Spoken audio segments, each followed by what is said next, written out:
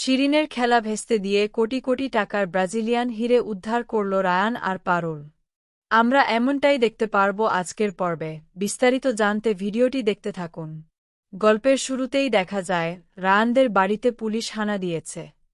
বসু পরিবারের সবাই বারবার বোঝানোর চেষ্টা করে যে রায়ান আর পারুল এমন কোনো অপরাধ করতে পারে না, কিন্তু পুলিশ কোনো কথাই শুনতে রাজি নাই। তারা সার্চ ওয়ারেন্ট নিয়ে একের পর এক ঘর তল্লাশি শুরু করে। অন্যদিকে রায়ান আর পারুল ওয়াশরুমের ভিতরে লুকিয়ে রয়েছে। দুজনেই ভীষণ ভয় পেয়ে যায়, কারণ পুলিশ যদি এই ঘরেও ঢুকে পড়ে তাহলে আর কোনোভাবেই রক্ষা পাওয়া যাবে না। ঠিক তখনই রায়ানের মাথায় আসে এক অসাধারণ বুদ্ধি। সে হঠাৎ বাথটাবে গোলাপের পাপড়ি ছড়িয়ে দিতে শুরু করে। প্রথমে কিছুই বুঝতে পারে না পারুল। সে রায়ানকে বকতে থাকে, বলে এমন পরিস্থিতিতে এসব করার মানে কি? কিন্তু রায়ান নিজের পরিকল্পনা থেকে একটুও সরে না। কিছুক্ষণের মধ্যেই পুরো বাথটাব গোলাপের পাপড়ি আর ফেনায় ঢেকে যায়। এরপর রায়ান জামাকাপড় পরা অবস্থাতেই বাথটাবে নেমে পড়ে এবং পারুলকেও নিজের সঙ্গে টেনে নেন। দুজনেই নিঃশ্বাস বন্ধ করে পানির নিচে লুকিয়ে থাকে। ঠিক সেই সময় পুলিশ ওয়াশরুমের দরজা খুলে ভিতরে ঢুকে পড়ে। পরিস্থিতি তখন একেবারে টানটান উত্তেজনাপূর্ণ। মনে হচ্ছিল এবার বুঝি সব শেষ। কিন্তু ঠিক তখনই এক মহিলা সামনে এসে পুলিশকে জানিয়ে দেন এটি তার ব্যক্তিগত ওয়াশরুম। আজ তাদের বিয়ের 1 মাস পূর্তি উপলক্ষে বিশেষ আয়োজন করা হয়েছে। চারদিকে ছড়িয়ে থাকা গোলাপের পাপড়ি আর সাজসজ্জা দেখিয়ে তিনি এমনভাবে পরিস্থিতি সামলে নেন যে পুলিশের আর কোনো সন্দেহই হয় না। শেষ পর্যন্ত পুলিশ ওয়াশরুম থেকে বেরিয়ে যায়। পুলিশ চলে যেতেই ওই মহিলা দ্রুত রায়ান আর পারুলকে পানির নিচ থেকে উঠে আসতে বলেন। দুজনেই হাঁপাতে হাঁপাতে উঠে আসে। অল্পের জন্য প্রাণে বেঁচে যাওয়ার স্বস্তি তখন তাদের চোখে মুখে স্পষ্ট ফুটে ওঠে।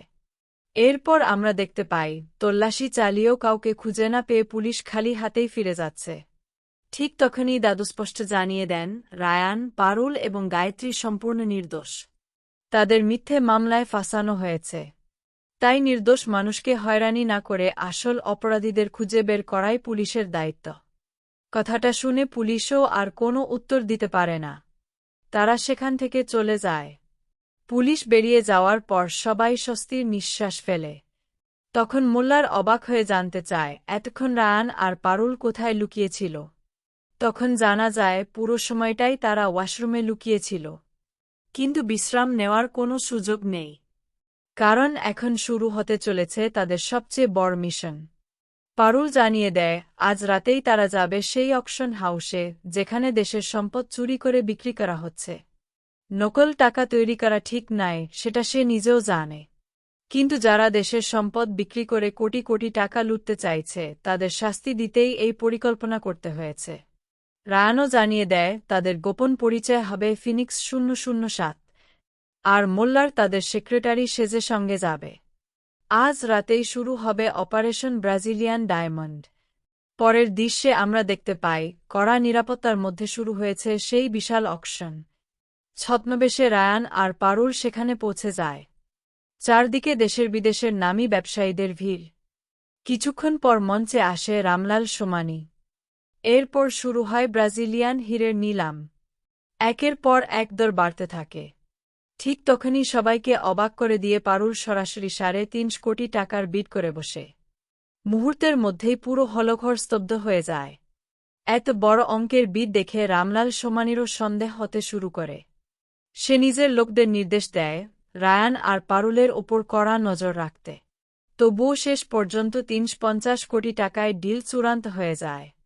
বিজয়ী হিসেবে ঘোষণা করা হয় ফিনিক্স 007 এর নাম।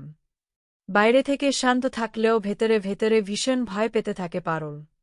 সে শুধু প্রার্থনা করতে থাকে যেন কেউ বুঝতে না পারে যে ব্রিফকেসের বেশিরভাগ টাকাই আসলে নকল। এরপর রামলাল সোমানির সামনে ব্রিফকেসটি তুলে দেওয়া হয়। তার লোকজন উপরের নোটগুলো পরীক্ষা করে জানিয়ে দেয় সবকিছু ঠিক আছে। ফলে কোনো সন্দেহ না করেই রামলাল সোমানি ব্রাজিলিয়ান হিরে এবং ইনভয়েস রায়ান আর পারুলের হাতে তুলে দেয়। আর সেই সুযোগেই দুজন দ্রুত সেখান থেকে বেরিয়ে যেতে শুরু করে। কিন্তু পারুলের মনে তখনও ভয় কাজ করছিল। সে বুঝতে পারছিল এত বেশি দাম দেওয়ার কারণেই রামলাল সোমানির সন্দেহ হয়েছে। ঠিক তখনই ঘটে যায় আসল বিস্ফোরণ। ব্রিফকেসটি তুলতেই সেটি খুলে যায় আর ভেতর থেকে বেরিয়ে আসে কাগজের বান্ডিল। উপরে শুধু কয়েকটি আসল নোট রাখা ছিল। সবকিছু বুঝতে পেরে রামলাল সমানি চিৎকার করে ওঠে। আর এক মুহূর্ত দেরি না করে পারুলকে নিয়ে দৌড় দেয় রায়ান। শুরু হয়ে যায় ধাওয়া আর হাতাহাতি। শেষ পর্যন্ত সব বাধা পেরিয়ে দুজন একটি অটোতে উঠে সেখান থেকে পালাতে সফল হয়। এরপর খবরের মাধ্যমে জানা যায়, ব্রাজিলিয়ান হিরেগুলো সরকারের হাতে তুলে দেওয়ার পর আদালতের নির্দেশে গায়ত্রী, সৌমিত্র, রায়ান এবং পারুল সবাই সম্মানের সঙ্গে নিঃশর্ত মুক্তি পেয়েছে। আদালত জানিয়ে দেয়, এই মূল্যবান সম্পদের অর্থ সাধারণ মানুষের উন্নয়নের কাজেই ব্যবহার করা হবে। পরিবারের সবাই তখন আবেগঘন মুহূর্তে একে অপরকে জড়িয়ে ধরে। অন্যদিকে শিরিন প্রচণ্ড রেগে যায়। এত পরিকল্পনা করেও শেষ পর্যন্ত কিছুই করতে পারেনি সে। কিন্তু তার সঙ্গী তাকে বোঝানোর চেষ্টা করে যে তাদের হাতে এখনও ১০০ কোটি টাকা রয়েছে। তাই এখন আন্ডারগ্রাউন্ড হয়ে গেলেই সব ঠিক হয়ে যাবে। কিন্তু ঠিক সেই সময় দরজায় হাজির হয় রামলাল সোমানি। সে স্পষ্ট জানিয়ে দেয় তাকে ঠকিয়ে কেউ পার পাবে না। নিজের দেওয়া ১০০ কোটি টাকা সে জোর করে ফিরিয়ে নেয়। সেই সঙ্গে হুমকি দেয় প্রয়োজন হলে সব সত্যি পুলিশের কাছেও জানিয়ে দেবে। শেষ পর্যায়ে আমরা দেখতে পাই, সবকিছু হারিয়ে শিরিন নতুন একটি সিদ্ধান্ত নেয়। সে মনে মনে ঠিক করে আর কারও উপর ভরসা করবে না। এবার নিজের বাবার সম্পত্তিতে মেয়ের অধিকার সে নিজেই ছিনিয়ে নেবে। আর সেই সংকল্পের ছাপ মুখে নিয়েই শেষ হয়ে যায় আজকের দারুণ উত্তেজনাপূর্ণ পর্ব। আজকের পর্ব আপনাদের কেমন লাগলো কমেন্ট করে জানিয়ে দিন। আপডেট পেতে চ্যানেলটি সাবস্ক্রাইব ও বেল আইকনে ক্লিক করে রাখুন।